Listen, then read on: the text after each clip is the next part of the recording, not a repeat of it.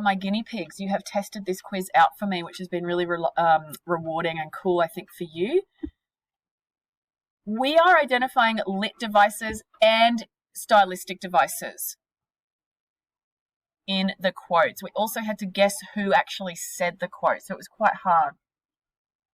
So we're going to fly along. My kids, you guys are going to call some stuff out to me to help me, and we're going to go pretty quick. Fair is foul and foul is fair. So who said it?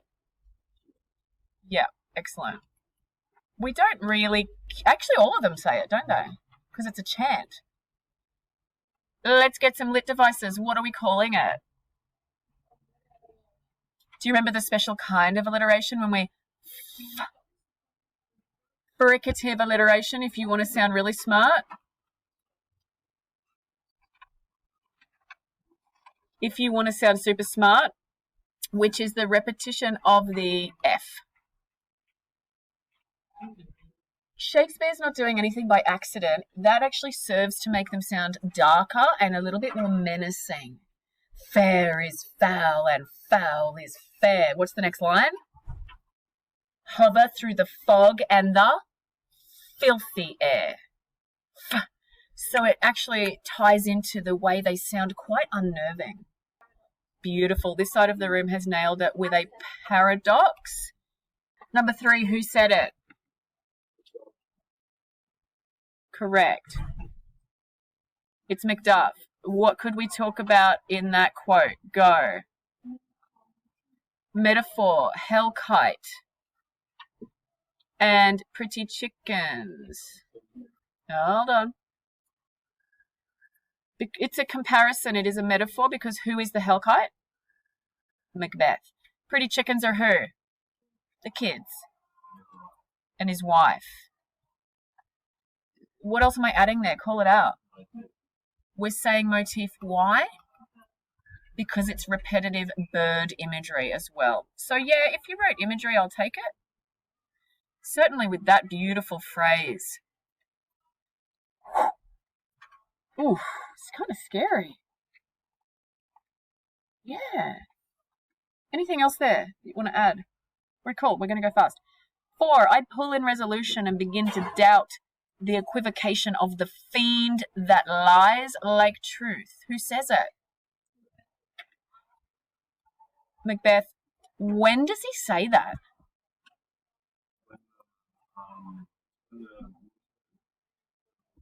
It is when he finds something out. It is really late in the play, isn't it? Yep. I think he's just... I have to fact check it, but I'm pretty sure it's when he's found out, damn it, Macduff actually was born via C-section. It's really late in the play, absolutely. And the audience, of course, is left saying, wait, only now you begin to doubt? Like, dude. So I pull in resolution. What can we say here? Fiend, we're saying, is a... It's a metaphor for the witches. What does he mean by lies like truth? Yeah, he's doubting these women that lie as if they're telling the truth. This is also a paradox. Let me check my notes too. If you wrote symbol, you could even do that. The fiend symbolizes the devil. Yep. It's a great question. And remember, an oxymoron is typically only 2 words. So, this is for our viewers at home. Tough love is an oxymoron. Whereas when it's a little bit of a concept with a few more words, it's paradoxical. I know, and I know that because I had to look it up multiple times myself. For none of woman born shall harm Macbeth. Who said it?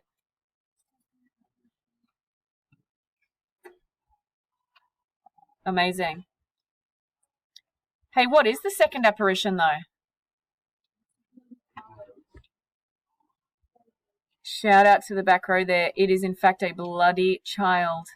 I think that's an important point. I only have one, so don't overthink it. I don't know what you wrote, but I just put one thing. Equivocation is all I wrote. If you did more, you might be thinking too hard now.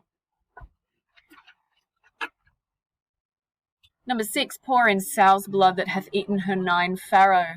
Grease that's sweating from the murderer's gibbet, throw into the flame. Who said it? If you want to be pedantic, it's the first witch. It's Shakespeare. He's quite good with the language, you'll find. So what do we got there? First and foremost, I agree. I am going to put that at number 1. It is quite disgusting, this ingredients. But there's also some symbolic elements of those ingredients. What might be quite symbolic within those ingredients? Call it out, please, louder. Well, which word in there, though, is symbolic, do you think, that you could actually analyse? It's not the. That's boring. Murderer, the murderer's gibbet. Anything else there of interest? Whose blood? Why is she interesting to us? It's not just any sow, it's a sow that's done what? We'll have a look here. Sow's blood is symbolic, but what's unique about that specific sow? She's eaten her babies. That's no accident. The witches know exactly what they want to put in that ingredient. So it is symbolic in nature. Perhaps in the exam, you'll only remember sow's blood, murderer's gibbet. For all we know, their potions and spells are absolutely useless, right? At the end of the day, it's Macbeth who chooses to do this stuff. Number 7, who says this? For the poor wren, the most diminutive of birds, little, tiny, minuscule, of birds will fight her young ones in her nest against the owl. Correct. It's Lady Macduff. Context, if you forgot it, she's pissed that Macduff left her and the kids vulnerable. She's so angry. It is in the scene where the son, Macduff's kid, says, "Mummy, is Dad a traitor?" And she says he's dead. She's so angry that she says, "Look, he's dead." The kid's pretty wise, though. She calls him a clever monkey, I think, because the kid says he's not really dead. What could I talk about in there? Let's roll. Motif. What's the motif? Stunning. You get 2 more birds here, guys. You get this little dude, a little wren, and we have the owl again, which is code for Macbeth. What else you got?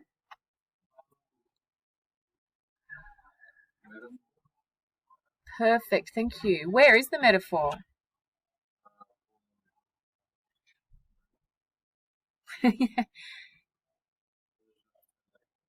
For the poor, the metaphor here is mostly owl, because it's implied that that's Macbeth. She's saying even the wren, I don't know if wren is a metaphor, but owl is. What else are we saying? It's deeply, deeply symbolic. Notice how you can actually merge these words to become a really rad sentence. So it could be, here, Shakespeare continues the bird motif by comparing Macbeth to an owl as a threat and symbolically referring to wrens as weak birds, but who still fight, unlike Macduff. Difficult, but that's what you got to do when we say we have to analyse his writing choices. This is what so many of us sadly missed in that practice, is staying on the quote, engaging with the quote. Legends. Let's go 8. Is this a dagger I see before me? The handle toward my hand. We know it's floating like this, and it even, quote, marshals him towards King Duncan. So who's saying it? It's an easy one there. What could we say it is? We know it's from his soliloquy. I always have to spell that slowly because I always stuff it up. Anything else? You could do rhetorical question. I'm putting it 4th or 5th though. There's 2 here. Who said it? Yours was? The dagger is a motif. And Laura? It might be of note to say that this is one of his first, I think it's his first hallucination. Note that that's not a lit device. It's just a good plot word to have in your mind. Let's go number 9. I do fear thy nature. It is too full of the milk of human kindness. Who's saying it? Lovely. What could we analyze there? Metaphor. Where is the metaphor? I fear thy nature is too full of the milk of human kindness. Sure. She doesn't mean literally. So it is a metaphor. What else could you talk about there? She didn't say too full of the spew of human kindness. I fear thy nature. In this, I want to just clarify this. She's meaning his personality here. So keep that idea for when we come to pathetic fallacy in a minute. When she says your nature, she means your personality. Just make a note to that. If I was going to analyze this, milk gets mentioned a lot. She says, take my milk for gold. She doesn't want to have her milk, and now she's annoyed that Macbeth has too much of this, quote, milk of human kindness. So what does milk become in this play? Metaphor, motif, or a? Thank you. It has lots of symbolic meaning. Legends. 'Twas a rough night. Legends. We're going fast. It is Macbeth, and it is a classic example of that. Wink. It's dramatic irony. That is where, of course, we, the audience, know something that a lot of the characters don't. We know that they did it, but the characters don't. That's what creates the tension. Similar to a great example is Romeo and Juliet. We know, dude, don't drink the poison, she's alive. But he doesn't. So the tension comes from that dramatic irony. Awesome. Number 11. Come, thick night, and pall thee in the dunnest smoke of hell, that my keen knife see not the wound it makes, nor heaven peep through the blanket of the dark to cry, hold, hold. Okay, who's saying that?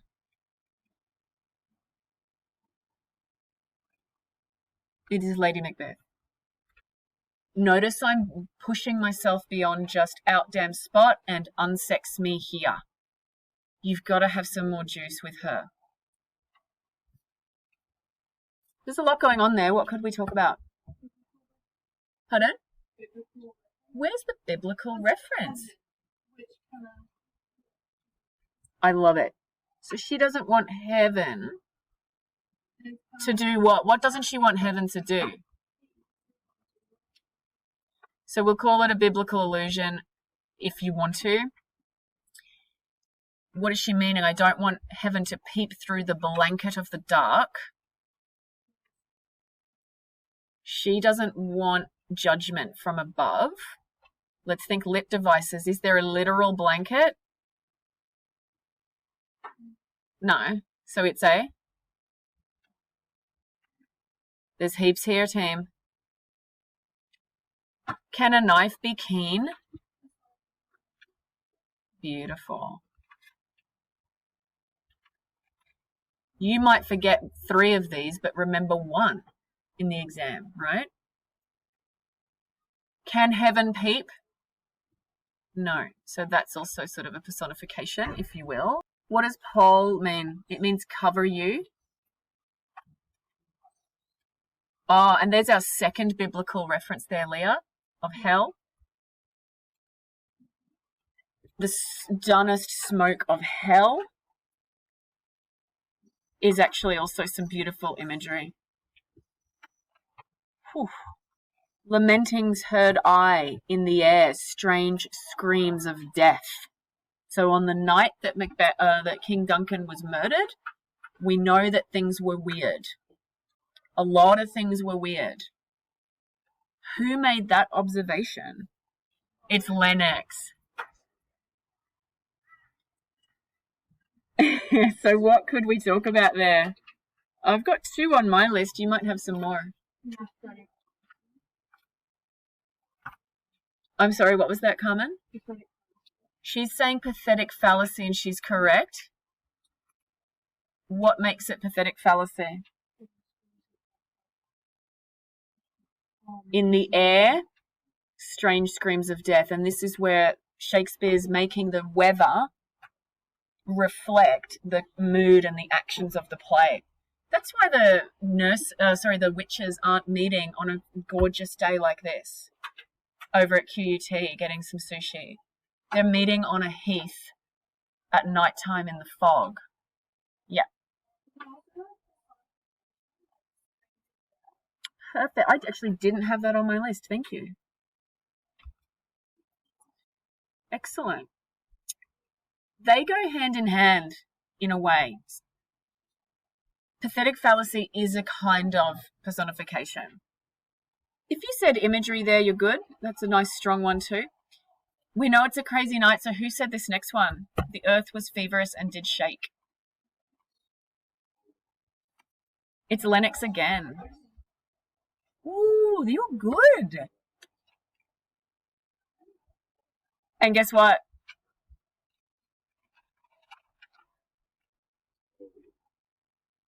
I don't have any more on my list for that one unless you do. If you did want a fun fact there for your notes, don't forget that the Jacobean audience viewed earthquakes as like God's retribution. So that could get you a few extra marks for knowing some stuff there. That this is before really like well-developed scientific answers are available. So I can imagine an earthquake did feel quite religious. If there's no like logical explanation for why the earth shook, you would probably think it's because of a sin. Never shake thy gory locks at me. Locks being like quite thick hair. Who's speaking? Sorry? Macbeth, in the context of whose gory locks? Excellent. Dead Banquo's ghost. Ew. So what could I say there to get me those extra marks? I might be analysing the use of... There's plenty. For real, that's all I had for that. Here's a juicy one. Who's speaking on 15? Absolutely. And it is in one of his... I'm just going to put it at the top. It's really important to remember those little basics. It is in his soliloquy after what's just happened. After Lady Macbeth has died, he's found out she's dead. Out, brief candle, life's but a walking shadow, a poor player that struts and frets his hour upon the stage and then is heard no more. What could I talk about? Symbolism? Yep. Any examples there, Eleanor, that you like? There's heaps there, right? Yep, absolutely. So there's the symbolic nature of the brief candle. Who is the brief candle? It's life. I think he's also talking about Lady Macbeth. Yes. No, it's a metaphor because it's, you know what's good about Shakespeare is that it would, in my view, it would suck if it was a simile. Life is like her. I think it's cool that he said life is a. For instance, it makes me think of bloody Forrest Gump. Life is like a box of chocolates. You never know what you're gonna get. I think the fact that it's not a simile is what makes this cool. I feel a simile is too basic for Shakespeare here. Symbolism, personification, struts and frets his hour upon the stage. In my view, I can picture this loser fretting through life. So for me, I think it's also imagery. A poor player. You might remember that. Sure, it's alliteration, but that's not going to get you many marks. You can hear it won't get you many marks because you're like, Shakespeare uses alliteration when he says poor player. Yeah, it's alliteration. But there's more juicy things to talk about. If I was paraphrasing, you can just take little bits. After finding out that Lady Macbeth has died, in his soliloquy, Macbeth expresses his restlessness and questioning of the purpose of life at all when he describes people as poor players who strut and fret on a blah, blah, blah, blah. Yeah. Guys, we're doing great. 16, let's fly. I would, while it was smiling in my face, have plucked my nipple from his boneless gums and dashed the brains out, had I so sworn, as you have to this. Don't mess with her. It's Lady Macbeth. See how we're going beyond unsex me and out damn spot. So what can I talk about? I've only got this, but I'm sure there's a bit more. I'm going to just put violent imagery. Dashed, plucked, boneless gums. And guess what? You can see there's a bit of a theme and a pattern developing here about birth and milk and motherhood and things not being normal. This is not normal for particularly a Jacobean woman to describe such violence relating to her milk and a young baby.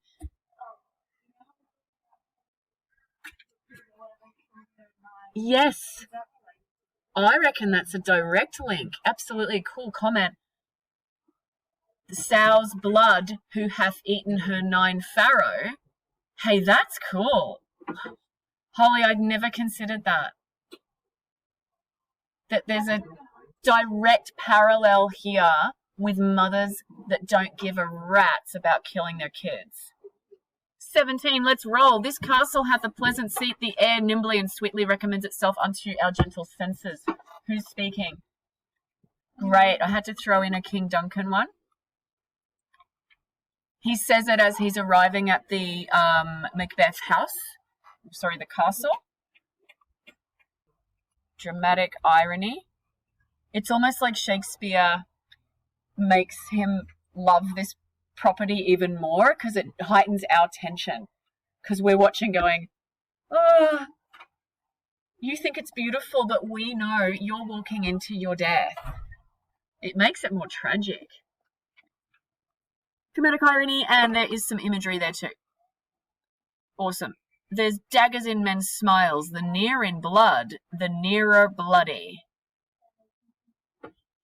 Can you literally have a dagger in your smile? No. So it's a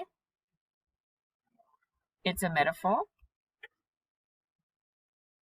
In the exam, you might say, Donalbain says there's daggers in men's smiles, which is here Shakespeare uses a metaphor to show the doubt and unease that the two sons have in that they're now in a state of not knowing who to trust. Solid. Daggers in men's smiles. Hello. Yeah, you guys said it earlier, so we better put it here. There's Dagger again. Number 19. The raven himself is horse that croaks the fatal entrance of Duncan. We're saying Lady Macbeth. It's early in the play, at the start of one of her soliloquies, I believe. Duncan's coming tonight. What could I talk about? Personification. I could, yeah. Yeah, I could talk about personification. It's a raven. I mean, she is personifying the raven, yeah. I think. I mean, what is he doing that is human? They already do croak, though.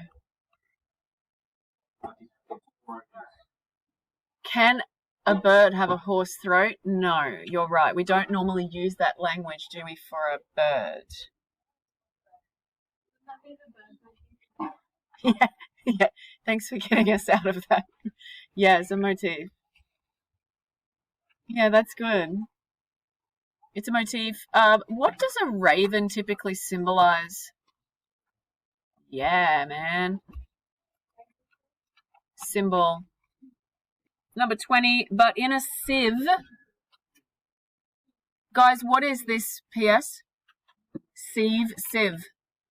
In your kitchen you have one, so what is it? It's the thingy that you're going to strain your pasta in. Yeah, totally. So it's the one that's really, yeah, super fine. Okay. So I'm not doing my pasta in it. Let me ask you this. First and foremost, who says it? It's our friend, the first witch. If you care, I don't care as long as you've got witch. Did a bit of reading on these witches. Because witches were such a genuine and realistic belief at the time, and who were often accused of being witches? Women. What kind of women? Maybe masculine, sometimes poor, sometimes disabled, sometimes childless, and sometimes who practiced in like medicinal stuff. Well, guess what? This sieve is a symbol of domesticity. It's really a woman's tool at the time. So people, and art reflects this, that people believed that witches could fly not on a broomstick like Halloween now, but that they would actually get around with like weird kitchen items. So what can I talk about there? Actually, Sasha, it's your time, man. We got a simile, and a bloody good one at that. Like, is it rep E or rep I, Titian? I think it's that. In a sieve, oh, thither. I'm going to look up thither now. Yeah, she's going to transport herself, not in a Holden, but in a, yeah, I'll go there. What kind of animal is a rat? Sneaky. So therefore the rat could be seen as a, amazing. Guys, I'm so impressed. It's a symbolic animal. It's a new, no one likes to have rats around, do they? They're nasty. And you could even add, if you're really up shit creek in your sieve, you could say imagery, because it's not just any rat, it's one without a tail. So it's kind of mutated, a little bit yucky to think of. Good luck with your studies. Look how great this class is.